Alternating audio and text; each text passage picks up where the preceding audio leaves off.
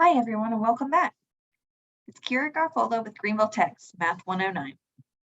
Today, we're going to talk about section 5.5, which is exponential functions and investing. So everything we do today has not very much new material in terms of the mathematics of it, but we're going to be applying it to all sorts of new situations and scenarios, all of which can apply to the real world and what you use. Exponential functions have a lot of applications in real life, okay? In this section, we're going to focus on their applications in the finance world. So there are a lot of formulas here, and remember, you're going to get a formula sheet for your test. You can see that on Blackboard at any time. Use some of this information that you're going to learn today and some of the other sections that we're going to see in the rest of the class to make good life decisions, okay? Know what you're getting into when you're talking about finances, when you're talking about loans, things like that. It's all very important information. So compound interest is something that's going to keep coming up today as we talk. And compound interest has a few things that we need to lay out before we start doing calculations. So in general, we're going to be starting with an amount in an account. We're going to let P be this amount. It's that original deposit, it's what you start with, and it's called the principal. We're going to let R be the annual interest rate, and we're going to write it as a decimal. So if you get an account that pays you 5% per year, then 0.05 is going to be R. The amount of time that we're talking about is going to be T, and that is going to be in years for all of these formulas. That's important. It is in years. And compounding means that you're going to multiply your money by a number. So your money is going to be growing during these periods. The simplest case is we have annual compounding. Every year, you're going to get more money. You're going to get that extra amount of R, okay? The formula is A of T, so what's in your account, equals P times 1 plus R to the T. So A of T, again, is what you have in the account. It's the account balance. P is your principal, so it's what you started with. R is that rate of interest in a decimal format. And T is how many years it's been. So every year, what's happening here is your money is multiplying by 1 plus R. So let's look at an example. Let's say that I invest $100 with an annual interest rate of 5%. How much money will I have after 1 year, and how much money will I have after 2 years? Well, let's put this in terms of the formula we just discussed. We know here that P is 100 and R is 0.05. Remember, that's 5%, but we have to put it in decimal form. We can plug this into our formula of A of T equals 100, that's P, times 1 plus 0.05 to the T. If we want to simplify this, we get 100 to the times 1.05 to the T. So after 1 year, we can plug A of 1. And that's going to tell us that we have $105 after 1 year. Now, if we don't touch anything, that means the next year, we're going to have 105 times 1.05. We can plug A of 2 in to get that correctly. So we're going to have 100 times 1.05 squared, which is going to tell us that we're going to have $110.25. So you can see that it's growing over time. Now, sometimes you're not getting annual compounding, okay? So with annual compounding, it only grows once a year at the end of that year. What if you want your account to grow more often? Or what if the bank is going to go ahead and pay you more often? Here, we're going to discuss compounding in times per year. So most commonly, you're going to see quarterly or monthly in this case. Sometimes you're going to see daily. So now our formula changes just a little bit. We have A of T, so the amount in the account equals P, still that starting amount, times 1 plus R over N. R is still our interest rate here, but N is the number of times per year the money is compounded. So if you're compounding quarterly, N is 4. Monthly, N is 12, and so on. And then that quantity is raised to the N times T. Again, T is times year, and N is the number of times per year that you're compounding. Let's look at an example.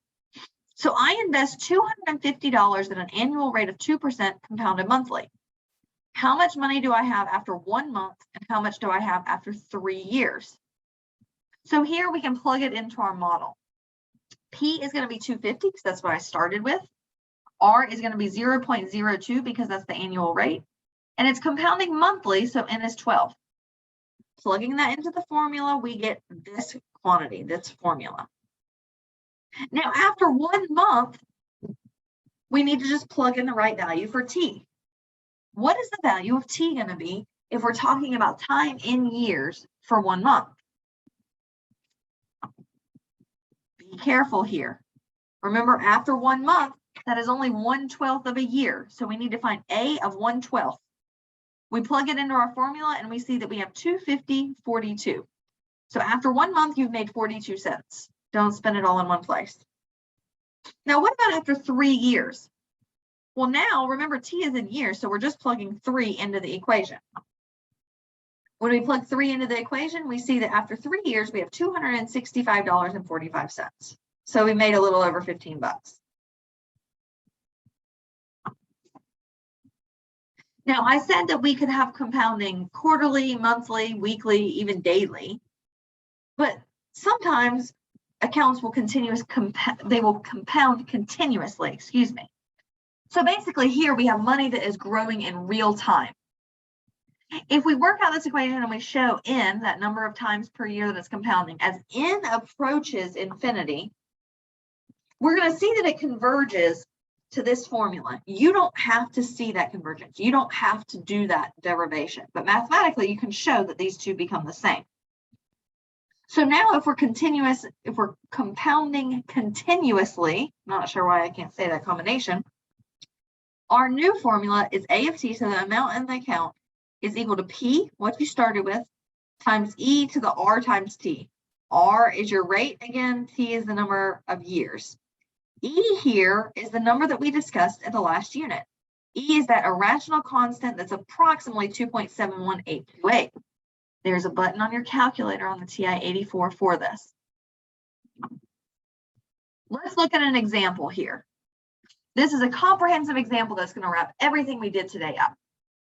Let's say that you invest $15,000 at an annual interest rate of 4%. If you don't plan to touch the money for 10 years, what type of compounding would you rather have? Would you rather invest it in an account that compounds annually, monthly, daily, or continuously? So in other words, repeat these formulas 4 times. The first time you're going to have annual compounding.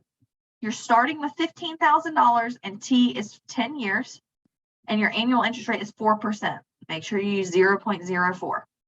So use those numbers in the formula for annual, then do it again for monthly, then do it again for daily, and then use that new formula we discussed for continuous.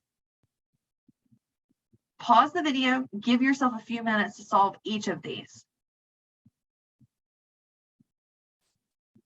When you're ready to move on, press play.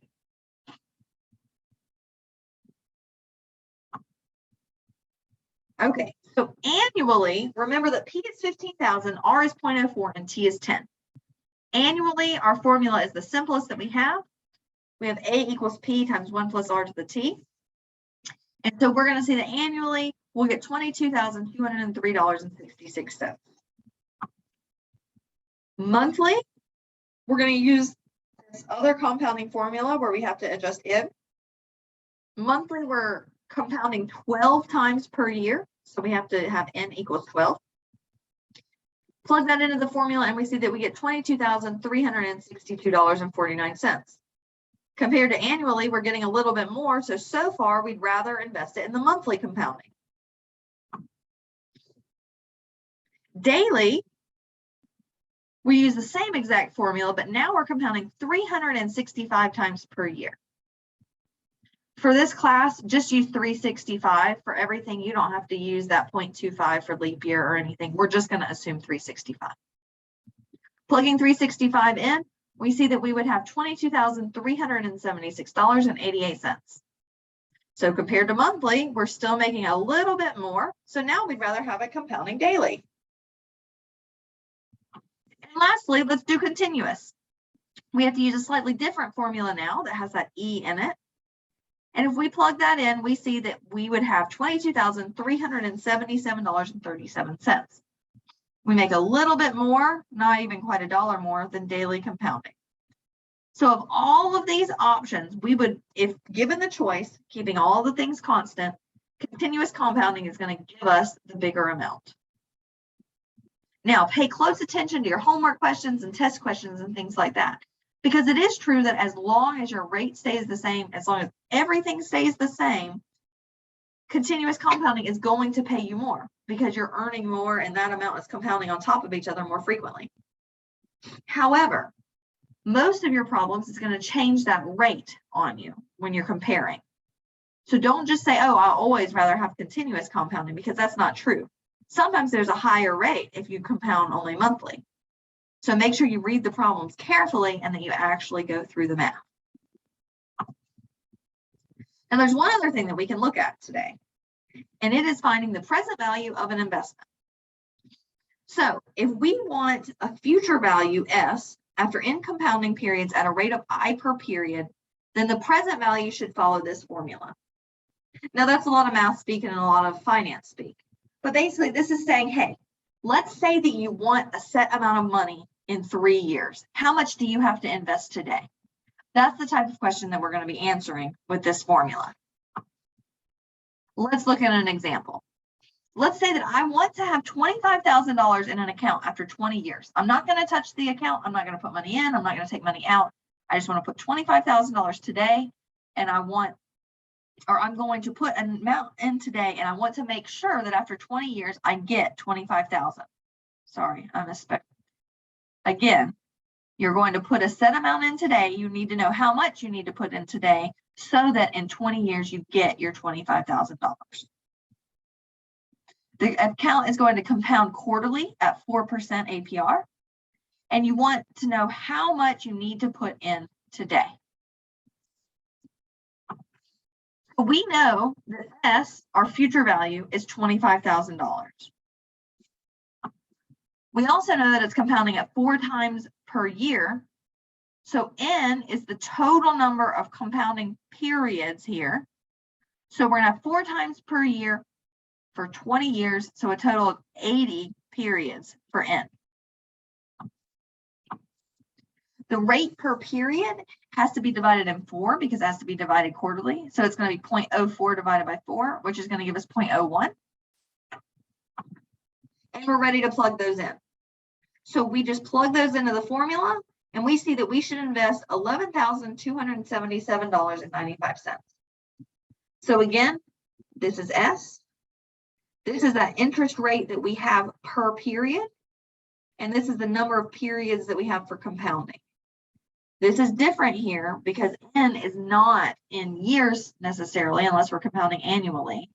It's going to be the number of compounding periods we have. So in conclusion, we've introduced a lot of different formulas yet again. So make sure you use your formula sheet. Know how to use it for these practice problems. Know how to use it for your homework. And that way, when you get to the test, you know the formula sheet inside and out. The best thing I can tell you for practicing these is to write down what the problem is telling you before you even start diving in. See what formula you need to use and plug them in very carefully. Using your calculator, use parentheses as needed, break it down as needed. And if you get an answer that doesn't make sense, chances are you made a mistake, right? If you know that you want $25,000 in 20 years and the account is going to pay you 2%, then you know that it would not make sense if it says, well, you need to invest $50,000 today. Well, why would you need to invest more today to have less later if you're not touching the account? So always think about the common sense aspect of your questions. Make sure that you can go back through these slides, get practice, get all the same answers that we did here, and make sure you can practice your homework. If you're stuck and you're still frustrated, remember there's all kinds of resources in Blackboard. There's the Math Center. There's me and my office hours. You can email me at any time. Thanks for tuning in, and I hope to see you next time.